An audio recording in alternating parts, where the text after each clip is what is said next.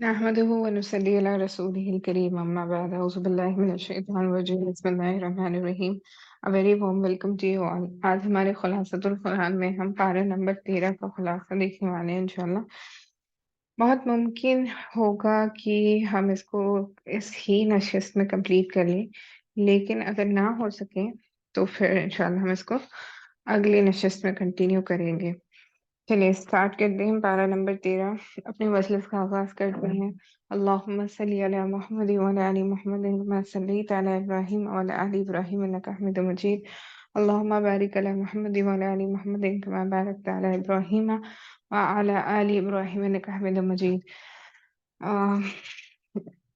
آپ سے گزارش ہے کہ جب کبھی نبی کریم صلی اللہ علیہ وسلم کا نام آئے تو صلی اللہ علیہ وسلم کہنا لازمی ہے. آپ کوئی بھی درود شریف پڑھ سکتے ہیں لیکن کم از کم صلی اللہ علیہ وسلم کہنے کا اہتمام کریں. اس کے بعد جو پارہ نمبر 13 میں ہم سورہ یوسف کا خلاصہ دیکھ رہے تھے، تو سورہ یوسف 13واں پارے میں بھی کنٹینیو ہوتا ہے. تو اس میں جو سب سے پہلا عنوان ملتا ہے وہ یوسف علیہ السلام کی تواضع، یعنی کہ آیت نمبر 54 میں اللہ سبحانہ وتعالیٰ ارشاد فرماتے ہیں وَمَا أُبْرِئُ نَفْسِيَ إِنَّ النَّفْسَ لَأَمَّارَةٌ بِالسُّوءِ إِلَّا مَا رَحِمَ رَبِّي. تو 12ویں پارے سے حضرت یوسف علیہ السلام کا قصہ چلتا آ رہا ہے. یہاں بھی انہی کا ذکر ہے. جب عورتوں کی طرف سے حضرت یوسف علیہ السلام کی بے گناہی اور پاک دامنی ثابت ہو گئی تو اس موقع پر بھی انتہائی واضح اور عاجزی کا منظر کرتے ہوئے فرمایا کہ میں اپنے نفس کو بھی بری نہیں بتاتا، کیونکہ نفس ہر انسان کو گناہ کا حکم دیتا ہے. یہ صرف میرے رب کی رحمت ہے جس کی وجہ سے میں برائی سے محفوظ رہا. تو حضرت یوسف علیہ السلام نے کیا کہا کہ نفس جو ہے ہمیشہ گناہوں پہ آمدہ کرتا ہے، تو اس پہ میرا کوئی یعنی کہ میں خود سے نہیں بچا، بلکہ اللہ نے مجھے محفوظ کیا نا اس گناہ سے، برائی سے. میرے رب کی فضل و کرم سے میں محفوظ رہا، یہ انہوں نے واضح کیا. اس کے بعد جو اگلی چیز ملتی ہے وہ یہ ہے کہ یوسف علیہ السلام کی حکومت. آیت نمبر 55 میں اللہ سبحانہ وتعالیٰ ارشاد فرماتے ہیں قَالَ اجْعَلْنِي عَلَىٰ خَزَائِنِ الْأَرْضِ إِنِّي حَفِيظٌ عَلِيمٌ. جب شاہ مصر یوسف علیہ السلام کو اپنے پاس بلایا اور یوسف علیہ السلام نے بادشاہ کا پورا خواب اور اس کی تعبیر بتائی تو بادشاہ نے کہا کہ اس کا انتظام کون کرے گا. یوسف علیہ السلام نے فرمایا اجعلنی علی خزائن الارض، تم مجھے وزیر خانہ بنا دو، میں نگرانی کر سکتا ہوں. اللہ نے مجھے اس کا علم بھی عطا فرمایا ہے. کچھ عرصے بعد بادشاہ کی حکومت کے تمام اختیارات یوسف علیہ السلام کو سونپ دیے اور ان کے ہاتھ پر اسلام بھی قبول کر لیا. آپ نے بہت عمدہ طریقے سے انتظامات فرمائے. یہ بات یاد رہے، آپ کا عہدہ مانگنا اس وجہ سے تھا کہ اگر کسی نااہل کو عہدہ مل گیا تو کہیں وہ اس کو ضائع نہ کر دے. تو یہاں پر وزیر خانہ بنانے کے لیے یوسف علیہ السلام نے جو کہا وہ اس وجہ سے ہے کہ کسی اگر نااہل شخص کے ہاتھ میں حکومت چلی جاتی اور انتظامات چلے جاتے تو پھر وہ جو 7 سال بہت کثرت سے ان کو اناج اگنے والا ہے اس کو صحیح وہ مینٹین نہیں کر پاتے. اس کے بعد نبوت کا عہدہ اتنا بڑا ہے کہ اس کے ملنے کے بعد کسی عہدے کی خواہش و ضرورت نہیں رہتی، اور ایک نبی کو کسی عہد سے کیا غرض. تو عہدے سے کوئی غرض نہیں تھا، لیکن صرف وہ انتظامات صحیح سے ہو جائے اس وجہ سے یوسف علیہ السلام نے عہدہ مانگا اور ان کو وہ دے دیا گیا. اس کے بعد برادران کا مصر میں پہلا داخلہ. تو یوسف علیہ السلام کے جو بھائی تھے ان کا مصر میں پہلا داخلہ کیا ہوا اس کا ذکر یہاں پہ ملتا ہے۔ آیت نمبر 51 میں 58 میں اللہ سبحانہ وتعالیٰ ارشاد فرماتے ہیں وَجَاءَ إِخْوَةُ يُوسُفَ فَدَخُلُوا عَلَيْهِ فَعَرَفُوهُمْ وَهُمْ لَهُ مُنْكِرُونَ۔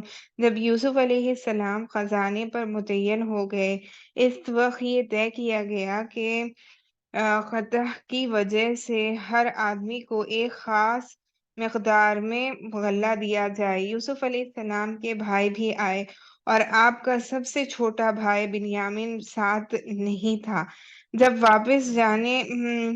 واپس جانے لگے تو یوسف علیہ السلام نے پوچھا کتنے بھائی ہو؟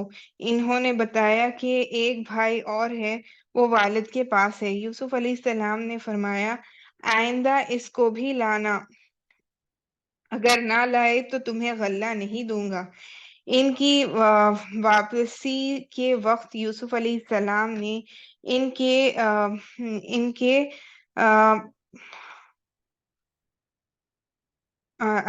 کے پیسوں کو انہی کے سامان میں رکھ دیا اور پتہ بھی نہ چلا۔ تو یوسف علیہ السلام نے کیا کیا کہ ان کو غلہ بھی دے دیا، اور انہوں نے جو پیسے دیے تھے وہی ان کے سامان میں بھی رکھ دی، اور یہ بھی بتایا کہ اگلی بار جب آؤ تو بنیامین کو مطلب اپنے بھائی کو ساتھ لیتے آنا۔ جب واپس جا کر انہوں نے سامان کھولا تو اس میں پیسے موجود تھے۔ انہوں نے کہا پیسے بھی واپس آ گئے، بہت نیک بادشاہ ہے۔ تو انہوں نے نہیں پہچانا اپنے بھائی یوسف علیہ السلام کو، لیکن یوسف علیہ السلام اپنے بھائیوں کو دیکھ کر پہچان گئے۔ پھر اگلی چیز جو ملتی ہے وہ ہے بنیامین کو مصر لے جانے کی درخواست۔ تو بنیامین جو کہ آپ کے چھوٹے بھائی تھے، تو آپ ان سے ملنا چاہتے تھے، تو ان کو ساتھ لے جانے کی درخواست اب وہ کرنے لگے۔ یوسف علیہ السلام کو تو یعقوب علیہ السلام کھو چکے تھے، تو اب وہ بنیامین جن کا نام ملتا ہے ان کو لے جانے نہیں دینا چاہتے تھے۔ تو ان کے بھائیوں نے کس طریقے سے اصرار کیا، اس کا ذکر یہاں پر ملتا ہے۔ آیت نمبر 63 میں اللہ سبحانہ وتعالیٰ ارشاد فرماتے ہیں فَلَمَّا رَجَعُوا إِلَىٰ أَبِيهِمْ قَالُوا يَا أَبَنَا مُنِعَ مِنَّا الْكَيْلُ فَأَرْسِلْ مَعَنَا أَخَانَا نَكْتُلْ وَإِنَّا لَهُ لَحَافِظُونَ۔ پھر اپنے والد سے کہا کہ اس نے کہا ہے کہ تم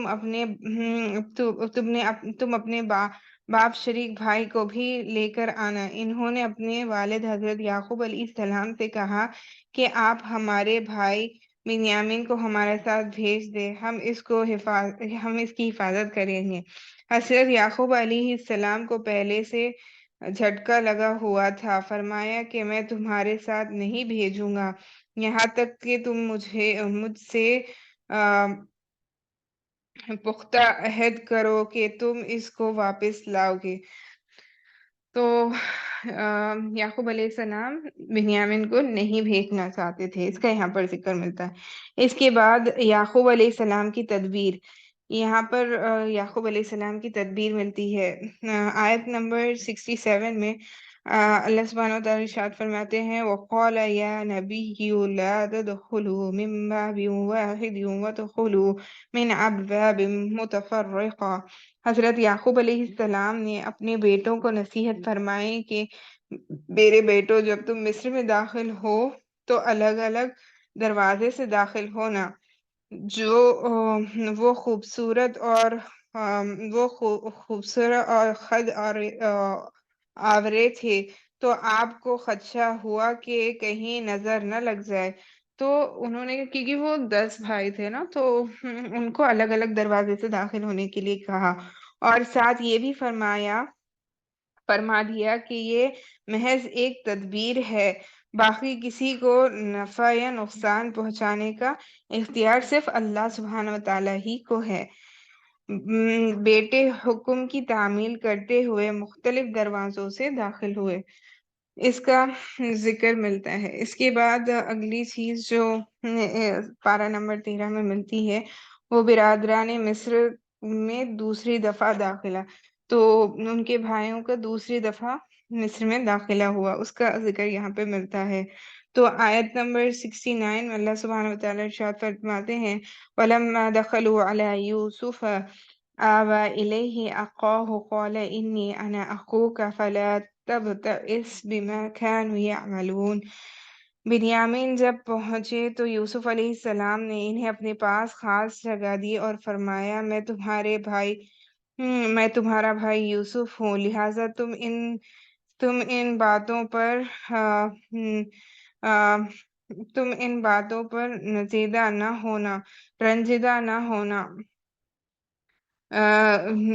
ہونا چونکہ جو کہوں وہ کرتے رہیں۔ حضرت یوسف علیہ السلام نے ایک تدبیر اختیار کی جس سے بنیامین ان کے پاس رہ جائے۔ جب یہ واپس جانے لگے تو غلہ نہ پانے کا پیمانہ حضرت یوسف علیہ السلام نے ایک منٹ دیجیے۔ تو میں یہ بتا رہی تھی کہ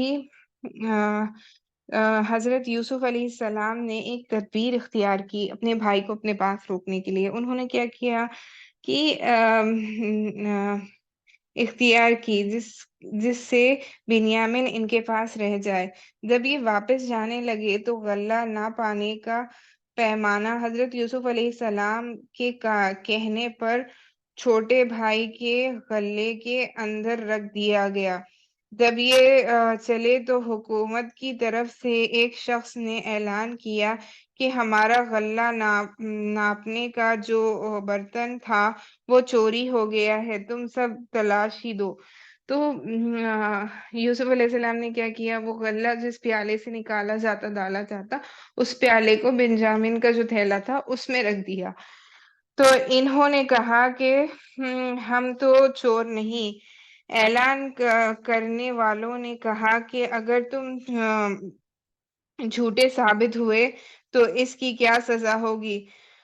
خود انہوں نے کہا کہ اس کی سزا یہ ہے کہ اسے روک لیا جائے۔ تو ان کے بھائیوں سے جب یہ کہا گیا کہ تو اب اپنی اپنی تلاشی دکھاؤ، مطلب تلاشی کرواؤ، تو پھر انہوں نے کہا کہ ہم چور نہیں ہیں۔ تو انہوں نے کہا اگر تمہاری چوری ثابت ہو جاتی ہے تو پھر تمہاری سزا کیا ہوگی؟ تو انہوں نے خود کہا تھا کہ اسے روک لیا جائے۔ حضرت یعقوب علیہ السلام کی شریعت میں یہی حکم تھا، پہلے دوسرے بھائی کی تلاشی لی، پھر بنیامین کی۔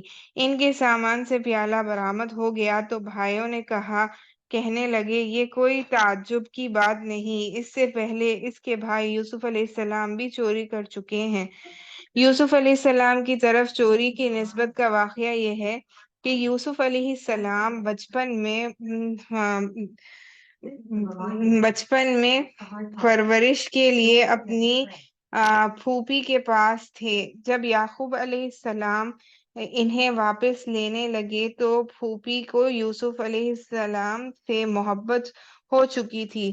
وہ چاہتی تھی کہ یوسف کسی بھی طریقے سے میرے پاس رہ جائے۔ انہوں نے اس لیے تدبیر یہ اختیار کی کہ ان کی کمر کے ساتھ پٹکا باندھ کر یہ مشہور کر دیا کہ پٹکا چوری ہو گیا ہے۔ تو بہرحال انہوں نے کسی چیز کو یوسف علیہ السلام کی کمر سے لگا کر رکھ دیا تاکہ وہ ان کے پاس ملے اور وہ ان کو رکھ سکے نا اپنے پاس، ان کی پھوپھی۔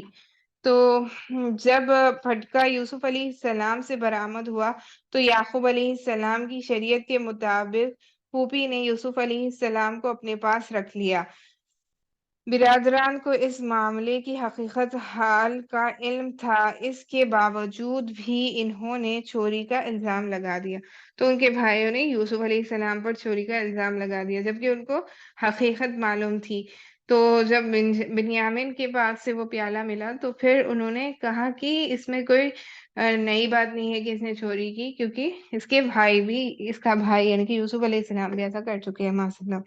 تو اس کے بعد برادران کو یوسف علیہ السلام سے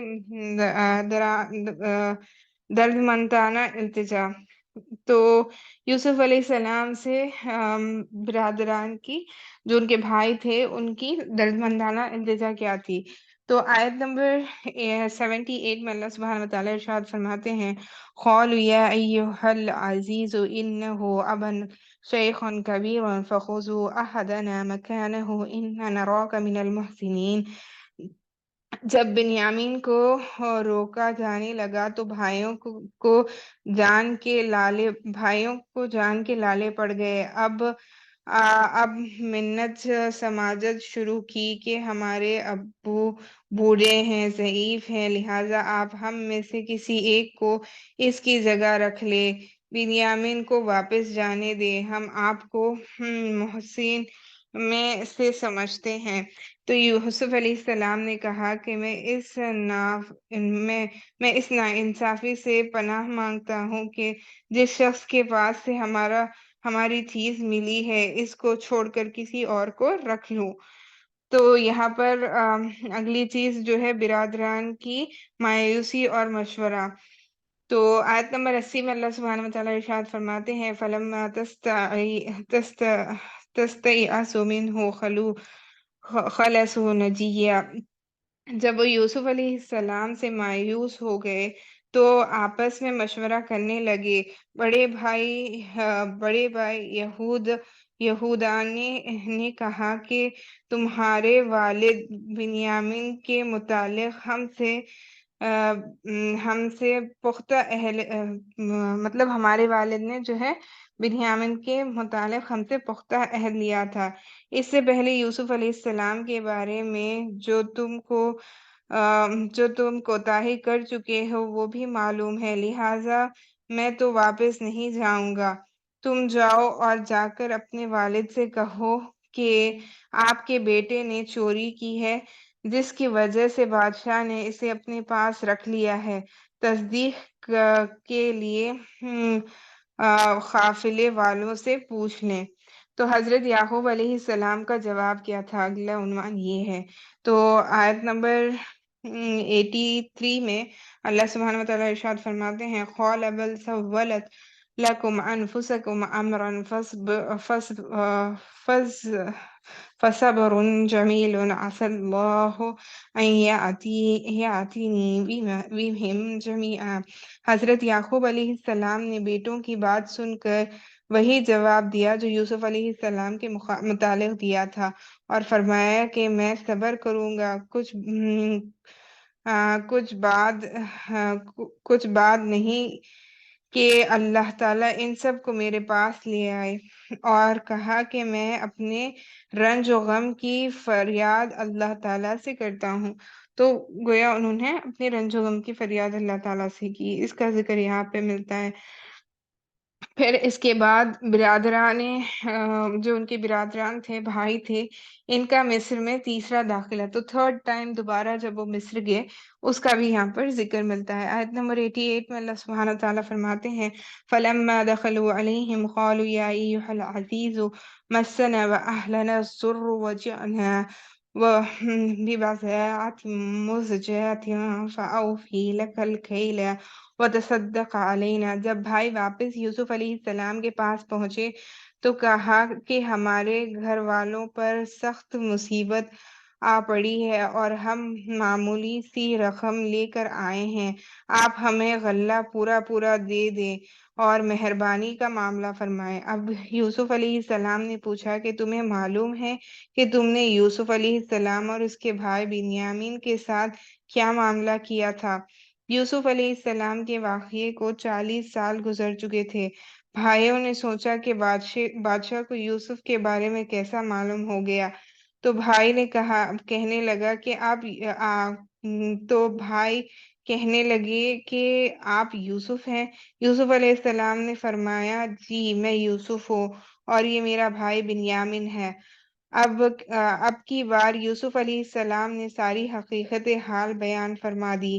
بھائیوں نے اپنی غلطی کا اعتراف کیا اور یوسف علیہ السلام نے فرمایا کہ لا تثریب علیکم اليوم، آج تم پر کوئی ملامت نہیں ہوگی.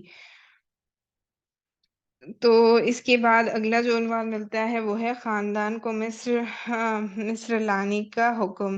اذهبوا آیت نمبر 93 میں اللہ سبحانہ وتعالیٰ ارشاد فرماتے ہیں، اذهبوا بقمیصی هذا فألقوا على وجه أبي يأتي بصیرا وأتونی بأہلکم اجمعین۔ حضرت یوسف علیہ السلام نے اپنے بھائیوں کو اپنی خمیس دی کہ اسے والد محترم کے چہرے پر ڈال دینا، اس سے ان کی بینائی واپس آ جائے گی، اور والدین سمیت پورے خاندان کو مصر لے آنا۔ قافلہ بھی شہر سے نکلا ہی تھا کہ ادھر یعقوب علیہ السلام نے اپنے پاس بیٹھے ہوئے لوگوں سے کہا کہ میں یوسف علیہ السلام کی خوشبو محسوس کر رہا ہوں۔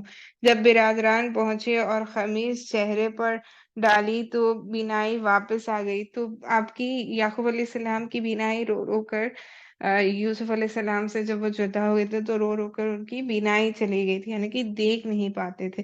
تو جو یوسف علیہ السلام کا کرتا تھا جب ان کے اوپر ڈالا گیا تو آپ کی بینائی واپس آ گئی۔ پھر برادران نے سارا قصہ سنایا کہ یوسف علیہ السلام ملک مصر کی بادشاہ کے عہدے پر فائز ہو چکے ہیں۔ تو برادران کا خاندان سمیت مصر میں چوتھا داخلہ، تو سارے خاندان کے ساتھ بھائیوں نے مل کر چوتھی بار مصر میں داخلہ لیا۔ تو اس کا ذکر آیت نمبر 99 میں ملتا ہے، فَلَمَّا دَخَلُوا عَلَىٰ يُوسُفَ آوَىٰ إِلَيْهِ أَبِيهُ۔ حضرت یعقوب علیہ السلام کی قیادت میں پورا خاندان کنعان سے مصر کی طرف روانہ ہوا۔ جب وہاں پہنچے تو یوسف علیہ السلام ان کے استقبال کے لیے شہر مصر سے باہر تشریف لائے۔ والدین سے ملاقات ہوئی تو ان کا خاص اکرام کیا اور انہیں تخت پر بٹھایا۔ وہ سب ان کے سامنے سجدے میں گر پڑے۔ حضرت یوسف علیہ السلام نے فرمایا، ابا جان، یہ میرے خواب کی تعبیر ہے جسے اللہ رب العزت نے سچ کر دیا۔ یہ سجدے یا تو اللہ تعالیٰ کا شکر بجا لانے کے لیے تھا کہ یوسف علیہ السلام مل گئے ہیں، یا سجدے تعظیمی تھا جو حضرت یوسف علیہ السلام کی شریعت میں جائز تھا۔ تو تعظیمی سجدہ کرنا اس شریعت میں جائز تھا، لیکن شریعت محمد یا رسول اللہ صلی اللہ علیہ وسلم میں تعزیتی بھی کسی کو سجدہ کرنا جائز نہیں ہے۔ اس کے بعد اگلا عنوان جو ملتا ہے وہ خاتم الانبیاء کی نبوت پر دلیل، یعنی کہ آیت نمبر 102 میں اللہ سبحانہ وتعالیٰ ارشاد فرماتے ہیں، ذَلِكَ مِنْ أَنْبَاءِ الْغَيْبِ نُوحِيهِ إِلَيْكَ وَمَا كُنْتَ لَدَيْهِمْ إِذْ أَجْمَعُوا أَمْرَهُمْ وَهُمْ يَمْكُرُونَ۔ اللہ سبحانہ وتعالیٰ شروع صورت میں یہ بات بیان اللہ سبحانہ وتعالیٰ نے سورہ کی شروع صورت میں یہ بات بیان کی جا چکی ہے کہ یہود نے آزمائش کے لیے نبی کریم صلی اللہ علیہ وسلم سے یہ سوال کہا تھا کہ اگر آپ سچے نبی ہیں تو ہمیں بتائیں کہ آل یعقوب کنعان سے مصر کیسے منتقل ہوئی۔ تو اللہ تعالیٰ نے ان کے جواب کے لیے پورے سورہ نازل فرما دی، جس میں آل یعقوب کا تفصیل سے پورا واقعہ آپ صلی اللہ علیہ وسلم کو بتایا گیا۔ یہ آپ کا معجزہ اور آپ کی نبوت پر دلیل ہے کہ آپ نے کسی سے آپ نے کسی سے بڑا بھی نہیں، پھر وہ واقعہ ٹھیک ٹھیک بیان فرمایا، یعنی کہ اللہ کے نبی صلی اللہ علیہ وسلم اس وقت موجود نہیں تھے، لیکن ہر ایک ڈیٹیل اللہ سبحانہ وتعالیٰ نے آیتوں کے ذریعے اللہ کے نبی صلی اللہ علیہ وسلم کے قلب اطہر پر اتارا اور تمام واقعہ بیان کیا، جس سے یہ ثابت ہو گیا، پروف ہو گیا کہ اللہ کے نبی صلی اللہ علیہ وسلم سچے نبی ہیں۔ اس کے بعد اگلا جو عنوان ملتا ہے وہ قرآن کریم مصدق ہے، یعنی کہ آیت نمبر 111 میں اللہ سبحانہ وتعالیٰ ارشاد فرماتے ہیں، وَلَقَدْ كَانَ فِي قَصَصِهِمْ عبرة لأولي الألباب ما كان حديثا يفترى وكان تصديق الذين بين يديه۔ سورہ یوسف کے آخری میں اللہ تعالیٰ فرماتے ہیں کہ یوسف علیہ السلام اور ان جیسے دیگر واقعات و قصص میں عقل مندوں کے لیے عبرت اور نصیحت ہے۔ تو یوسف علیہ السلام کا قصہ کوئی افسانہ یا کوئی کہانی، من گھڑت کہانی، من گھڑت کہی ہوئی بات نہیں ہے، بلکہ تصدیق ہے سابقہ کتابوں یعنی تورات اور انجیل کی، جن میں یوسف علیہ السلام کا قصہ موجود ہے۔ تو یوسف علیہ السلام کے ساتھ جو بھی واقعہ پیش آیا وہ بالکل سچا ہے، اس کی تصدیق پچھلی کتابیں تورات اور انجیل بھی کرتی ہیں۔ اگلا جو ہے سورہ جو یہاں پر شروع ہوتا ہے پارہ نمبر 13 میں، وہ ہے سورہ الرعد۔ تو اس صورت میں کائنات کی بہت ساری نشانیاں ذکر کی گئی ہیں۔ ان میں سے ایک نشانی بادلوں کی گرج چمک بھی ہے۔ اسی پر اس سورہ کا نام سورہ الرعد رکھا گیا ہے۔ اس صورت میں اللہ سبحانہ وتعالیٰ نے اسلام کی بنیادی عقائد یعنی توحید، رسالت، قیامت کو بیان کیا ہے اور ان پر ہونے والے اعتراضات کے جواب بھی دیے ہیں۔ تو یہاں پر اس چیز کا ذکر ملتا ہے۔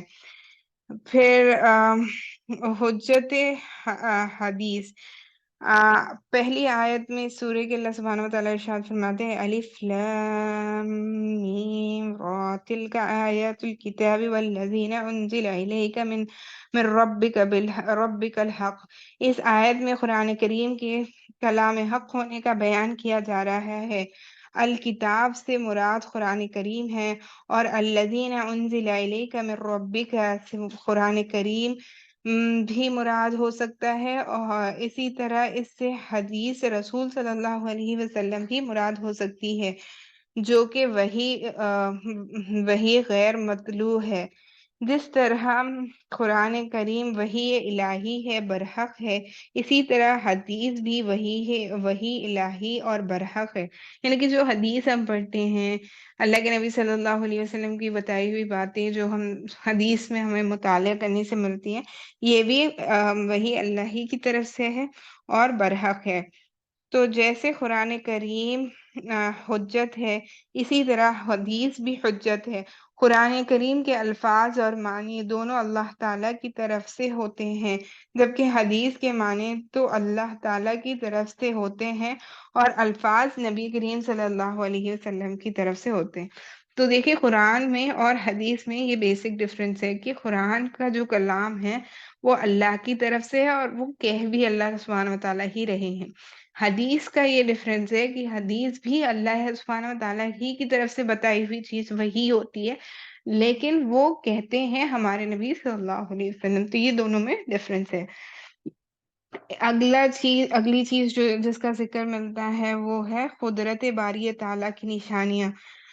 آیت نمبر 2 میں اللہ سبحانہ وتعالیٰ ارشاد فرماتے ہیں اللہ الذی رفع السماوات بغیر عمد ترونها ثم استوى على العرش وسخر الشمس والقمر كل يجري لأجل مسمى يدبر الأمر يفصل الآيات لعلكم بلقاء ربكم توقنون۔ یہاں سے اللہ تعالیٰ کی قدرت کاملہ کی بڑی بڑی نشانیاں آسمان، سورج اور چاند بیان کی جا رہی ہیں۔ اللہ تعالیٰ نے اتنے بڑے آسمان کو بغیر ستونوں کے کھڑا کیا ہوا ہے، جو کہ اللہ تعالیٰ کی قدرت پر دلیل ہے۔ سورج اور چاند اپنے مداد میں گردش کر رہے ہیں اور ان میں سے ہر ایک مقررہ دائرے فتار سے چل رہا ہے۔ یعنی کہ ہم آج سولار سسٹم کے بارے میں، سن، مون، ہر چیز کے بارے میں پڑھتے ہیں کہ they all are orbiting in their own orbits نا، وہ اپنی اپنی orbits میں آربٹ کر رہے ہوتے ہیں اور وہ اپنے ایکسس پہ خود سپن ہو رہے ہوتے ہیں۔ ان ساری چیزوں کے بارے میں قرآن مجید میں ذکر ملتا ہے اور کر رہے ہیں۔ ان میں سے ہر ایک مقررہ دائرے فتار سے چل رہا ہے، نہ اس میں کمی کرتا ہے نہ بیشی۔ ان ساری چیزوں کو اللہ تعالیٰ نے ہماری خدمت پر لگا دیا ہے نا، ساری چیزیں ہمارے لیے اللہ نے بنائی ہیں، دنیا میں جو لوگ آنے والے ہیں ان کے لیے۔ اس کے بعد فرشتوں کی ذمہ داری، تو اللہ اگلا عنوان جو ملتا ہے وہ ہے فرشتوں کی ذمہ داری کے بارے میں۔ آیت نمبر 11 میں اللہ سبحانہ وتعالیٰ ارشاد فرماتے ہیں لَهُ مُعَقَّبَاتٌ مِّن بَيْنِ يَدَيْهِ وَمِن خَلْفِهِ يَحْفَظُونَهُ من امر اللہ۔ اس آیت میں فرشتوں کی ذمہ داری کو بیان کیا جا رہا ہے کہ یہ انسانوں کی بحکم الہی حادثات سے حفاظت فرماتے ہیں۔ یعنی کہ انسان جب گرتے گرتے بچ جاتے ہیں تو گویا بتایا جاتا ہے کہ اللہ سبحانہ وتعالیٰ کے حکم سے کوئی فرشتہ اس کو بچا لیا ہوتا ہے۔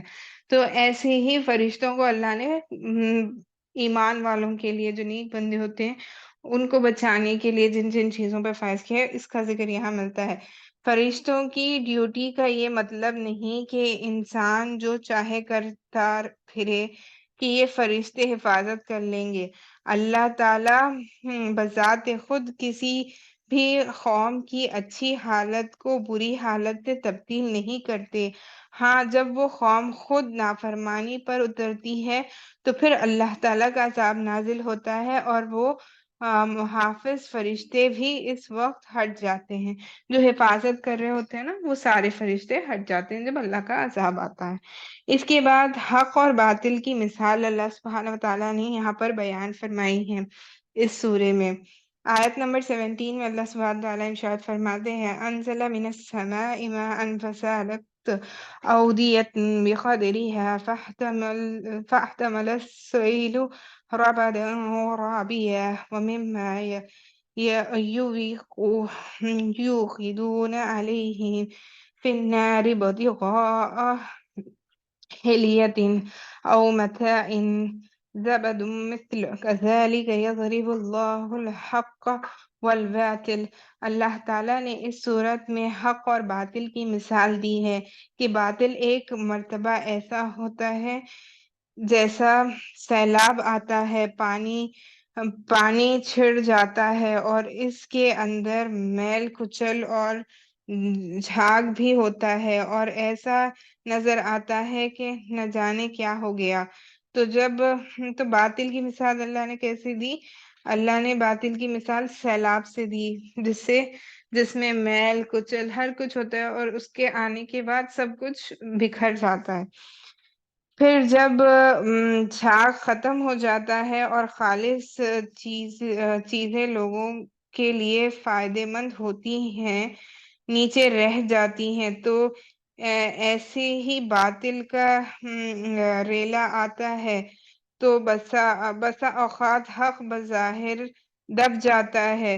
جب باطل ختم ہو جاتا ہے تو پھر حق ابھر کر اوپر آ جاتا ہے۔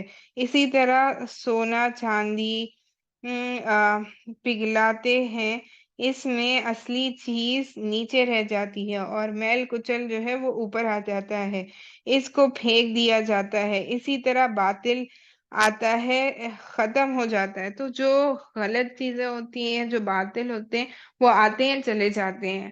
حق جو ہے، جو سچ ہے، وہ ہمیشہ باقی رہتا ہے۔ اور وقتی مشکل سے بندے کو متاثر نہیں ہونا چاہیے۔ حق ہے اور وہ اپنی طاقت دکھاتا ہے، حق اپنا راستہ بھی خود بناتا ہے۔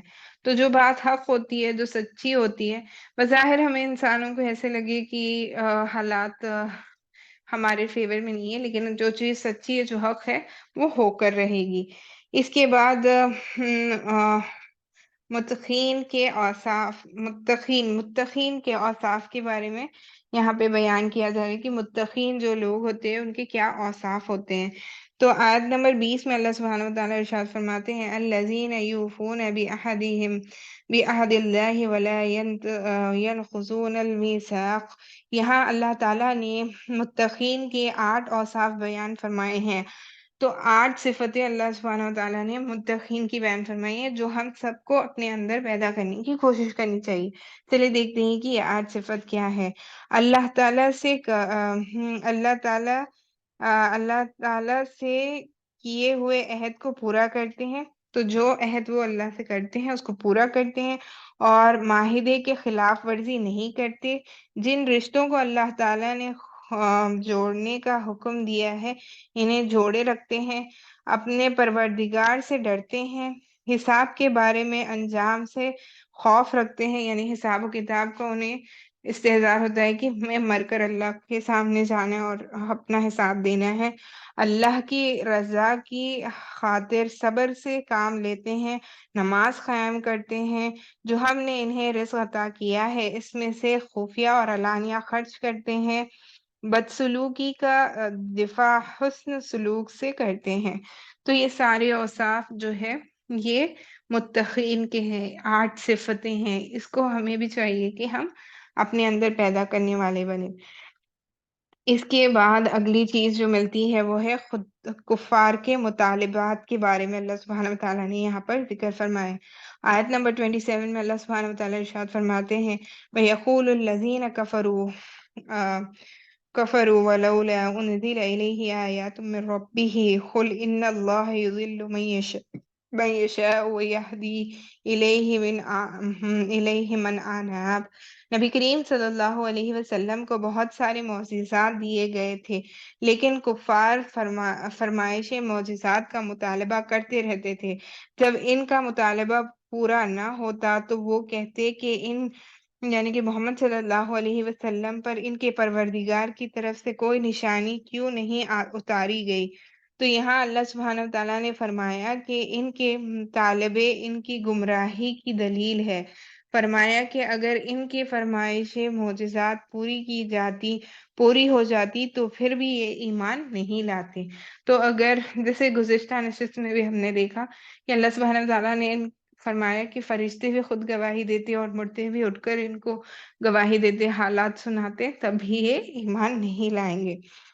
اس کے بعد اللہ سبحانہ وتعالیٰ نے اگلی چیز جو یہاں پر ارشاد فرمائی ہے وہ تسلی خاتم الانبیاء علیہ السلام کا ذکر ہے۔ یہاں پر آیت نمبر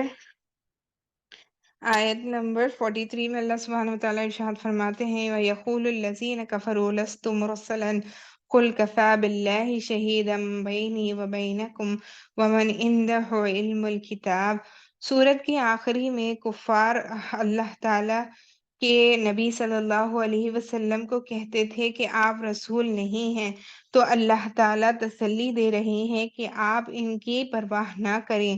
اللہ تعالیٰ بذات خود آپ صلی اللہ علیہ وسلم کی رسالت کی گواہی ہے اور اہل علم بھی گواہ ہے۔ تو اللہ سبحانہ تعالیٰ جو ہے وہ خود اللہ سبحانہ وتعالیٰ اللہ کے نبی صلی اللہ علیہ وسلم کے نبی ہونے کے اور سچے ہونے کے گواہ ہے، اور اہل ایمان جو ایمان لائے وہ تمام بھی اللہ کے نبی صلی اللہ علیہ وسلم کے سچے اور نبی ہونے کے گواہ ہیں۔ اس کو یہاں پہ بیان کیا گیا۔ اس کے بعد اگلی چیز جو ہمیں یہاں پر ملتی ہے اگلا ذکر جو اگلا سورہ سٹارٹ ہوتا ہے 13 پارے میں وہ ہے سورہ ابراہیم۔ تو اس سورت میں حضرت ابراہیم علیہ السلام کا قصہ بیان کیا گیا ہے، اس لیے اس سورت کا نام حضرت ابراہیم علیہ السلام کے نام پر رکھا گیا ہے۔ تو سب سے پہلی آیت میں جو عنوان ملتا ہے وہ ہے نزول قرآن کریم کی حکمت۔ تو اللہ سبحانہ وتعالیٰ سورہ ابراہیم آیت نمبر 1 میں ارشاد فرماتے ہیں الف لام را کتاب انزلناه الیک لتخرج الناس من الظلمات الى النور باذن ربهم الى صراط العزیز الحمید۔ سورت کی ابتدا میں قرآن کریم کو نازل کرنے کی حکمت کو بیان کیا گیا ہے کہ آپ صلی اللہ علیہ وسلم لوگوں کو ان کے پروردگار کے حکم سے اندھیروں سے نکال کر روشنی میں لے آئیں، یعنی اس ذات کے راستے کی طرف جس کا اختیار سب پر غالب ہے۔ تو قرآن کریم کی ایسی کتاب ہے، کلام الہی ہے کہ یہ انسان کو اندھیروں سے نکال کر روشنی کی طرف لے جاتا ہے، ہدایت کی طرف۔ اگلی چیز جو یہاں پر ملتی ہے وہ قرآن کریم عربی میں کیوں نازل ہوا۔ قرآن کریم ہم جو پڑھتے ہیں وہ عربی زبان میں نازل ہوا ہے نا، تو یہ عربی زبان میں کیوں نازل ہوا ہے اس کے بارے میں وہ قرآن مجید میں موجود ہے۔ اللہ سبحانہ وتعالی ارشاد فرماتے ہیں وما ارسلنا من رسول الا بلسان قومه ليبين لهم۔ کفار مکہ کو اعتراض تھا کہ قرآن کریم عربی زبان میں کیوں نازل کیا گیا ہے، کسی اور زبان میں ہوتا تو اس کا معجزہ ہونا بھی ظاہر ہو جاتا تھا۔ تو اللہ رب العزت نے جواب دیتے ہوئے فرمایا کہ ہم نے جب بھی کسی قوم میں نبی بھیجا تو اس قوم کی زبان دے کر بھیجا کہ وہ انہیں ان کی زبان میں بات سمجھائے۔ نبی کریم صلی اللہ علیہ وسلم کی قوم قریش کی زبان عربی تھی، اس لیے اللہ تعالیٰ نے قرآن کریم کو عربی زبان میں نازل فرمایا تاکہ ان کے لیے سمجھنا آسان ہو جائے۔ تو اس سے پتہ چلا کہ قرآن کریم جو ہے وہ عربی زبان میں کیوں نازل کی گئی۔ اگلی چیز جس کا ذکر ملتا ہے وہ ہے شکر کرنے سے نعمتوں میں اضافہ ہوتا ہے۔ تو اللہ سبحانہ وتعالیٰ نے آیت نمبر 7 سورہ ابراہیم میں ارشاد فرمایا وَإِذْ تَعَذَّنَ رَبُّكَ لَئِن شَكَرْتُمْ لَأَزِيدَنَّكُمْ وَلَئِن كَفَرْتُمْ إِنَّ عَذَابِي لَشَدِيدٌ۔ اللہ تعالیٰ کی طرف سے دی ہوئی نعمتوں پر شکر ادا کرنے سے نعمتوں میں اضافہ ہوتا ہے، یا تو یا تو مقدار میں اضافہ ہوتا ہے یا نعمتوں کے باقی رہنے میں ہوتا ہے۔ شکر کرنے کے بجائے ناشکری کی جائے تو یہ دنیا میں بھی نعمتیں چھین لی جاتی ہیں اور آخرت میں عذاب ہوگا۔ تو ناشکری سے ہمیں بچنا چاہیے، ہمیں شکر ادا کرنے والا بننا چاہیے۔ اس کے بعد کلمہ طیبہ اور کلمہ خبیثہ کی مثال دی ہے۔ اللہ سبحانہ وتعالیٰ نے آیت نمبر 24 میں ارشاد فرمایا ہے علم تر کیف ضرب اللہ مثلا کلمة طیبة کشجرة طیبة اصلها ثابت وفرعها في السماء۔ کلمہ طیبہ سے مراد کلمہ ایمان اور توحید ہے، کلمہ خبیثہ سے مراد کفار اور مشرکین کا کلمہ ہے۔ فرمایا کہ کلمہ طیبہ اس پاک درخت کی طرح ہے۔ تو کلمہ طیبہ کے بارے میں بتایا جا رہا ہے جو ہم پڑھتے ہیں نا لا الہ الا اللہ محمد الرسول اللہ، اسی کے بارے میں بتایا جا رہا ہے کہ کلمہ طیبہ اس پاک درخت کی طرح ہے جس کی جڑیں مضبوط ہوں اور اس کی شاخیں آسمان کی طرف بلند ہو اور وہ پھل بھی خوب لاتا ہو۔ اس سے مراد کھجور کا درخت ہے، اور کلمہ خبیث یعنی کفار مشرکین کا جو کلمہ ہے اور اس پودے کی طرح ہے، اس پودے کی طرح ہے جو زمین کے اوپر ہے، اوپر سے ہی اکھاڑ لیا جاتا ہے۔ اس کو زمین میں کوئی استحکام اور جماؤ نہیں ہوتا، یعنی اسے اکھاڑ تو فوراً کھڑا کر دیا جا سکتے ہیں کہ ایسے بھی جھاڑ ہوتے ہیں نا، جو پودے ہوتے ہیں جن کو زمین میں سے اکھاڑ سکتے ہیں اور اس کی جڑیں مضبوط نہیں ہوتی، تو اس پودے سے اللہ نے کفار کے کلمے کی مثال دی ہے۔ اس سے مراد حنظل یعنی اندھیریوں کی بیل ہے جس کا پھل سخت کڑوا ہوتا ہے۔ اس کی مزید تفصیل جو ہے اگر آپ پڑھنا چاہتے ہیں وہ آپ پڑھ سکتے ہیں، جو یہ مصنف ہے ان کی کتاب ہے دروس القرآن میں اس آیت کی تحت ملاحظہ فرمائے، تو آپ اس کو پڑھ سکتے ہیں اگر آپ اور ڈیٹیل میں پڑھنا چاہتے ہیں۔ تو یہ اگلی چیز جس کے بارے میں اللہ سبحانہ وتعالیٰ نے یہاں پہ ذکر فرمایا ہے اس سورے میں، وہ ہے حضرت ابراہیم علیہ السلام کی دعا کے بارے میں اللہ سبحانہ وتعالیٰ نے ارشاد فرمایا۔ تو آیت نمبر 35 میں اللہ سبحانہ وتعالیٰ ارشاد فرماتے ہیں وَإِذْ قَالَ إِبْرَاهِيمُ رَبِّ اجْعَلْنِي هَٰذَا الْبَلَدَ إِيمَانًا وَاجْنُبْنِي وَبَنِيَّ أَن تَعْبُدُوا الْأَصْنَامَ۔ آخر میں اللہ تعالیٰ نے حضرت ابراہیم علیہ السلام کی دعا کا ذکر کیا جب آپ اپنے بیٹے حضرت اسماعیل علیہ السلام اور اپنی بیوی حضرت ہاجرہ علیہ السلام کو کعبے میں چھوڑ گئے تو یہ دعا فرمائیں اے اللہ شہر مکہ کو امن کا گہوارہ بنا، مجھے اور میری اولاد کو ہمیشہ बुत परस्ती से बचाना, इन्हें फलों का रिज़्क अता फरमा। अल्लाह ने दुआ कबूल फरमाई और आज काबा पूरी दुनिया में अमन की जगह है। जब मौसम नहीं होता जब मौसम नहीं होता है, फिर भी सारे फल-फूल अल्हम्दुलिल्लाह मुयस्सर होते हैं। तो काबतुल्लाह में आप समझिए मक्के मुकर्रमा की जो जगह है वहां पर सारे फल वहां पर मुयस्सर होते हैं, जो वहां पर नहीं उगते वो भी फलों को अल्लाह ने मुयस्सर किया है। ये इब्राहिम अलैहिस्सलाम की दुआ की नतीजे में है। तो इससे मालूम ये हुआ कि अपनी औलाद के लिए रिस्क, अमन और बरकत की दुआएं मांगना अंबिया अलैहिमुस्सलाम का शोबा था, यानी कि उनका तरीका है। और हमें भी इसका एहतमाम करना चाहिए कि अपनी औलाद के लिए और ताल्लुक़ वालों के लिए दुआओं का एहतमाम करें। तो आप कुरान मजीद में जो-जो आयतें रब्बना से शुरू होती है ना, वो सारी ही दुआएँ जो है हमें पढ़ते रहना चाहिए। बहुत ही बेहतरीन दुआएँ हैं। चहले रब्बाना जो कहते हैं ना, 40 रब्बानास की जो आयत है इनके बारे में ज़िक्र मिलता है। तो व आखिर दावाना अनिल हम्दुलिल्लाहि रब्बिल आलमीन। यहाँ पर हमारा पारा नंबर 13 मुकम्मल हो गया। अल्लाह सुब्हानहू व तआला से ये दुआ है कि जो पढ़ा गया, जो कहा गया, जो सुना गया, अल्लाह सुब्हानहू व तआला इसको कबूलियत का दर्जा अता फ़रमाए और हम सब के लिए मग़फ़िरत का सबब बनाए और इससे हमें हिदायत याब होने की हिदायत याब होने का शर्फ़ हासिल करने वाला बनाए। आमीन या रब्बिल आलमीन।